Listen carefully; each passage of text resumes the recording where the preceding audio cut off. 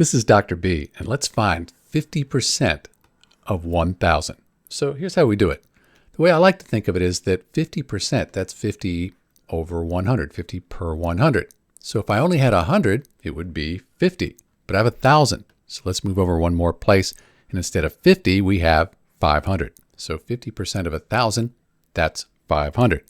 Here's another way you could think about it. We said 50%, that's 50 per 100.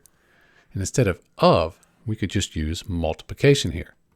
Let's call it 1,000 over 1. Still 1,000, but everything lines up nice. 50 times 1,000, that's 50,000. 100 times 1, that's 100. So when we divide, we get 500. So 50% of 1,000 is 500. That's what we found before. One last way you could do this, you could divide 50 by 100. You get 0.5 and multiply that by 1,000, and that'll give you 500. This is Dr. B taking 50% of 1,000. Thanks for watching.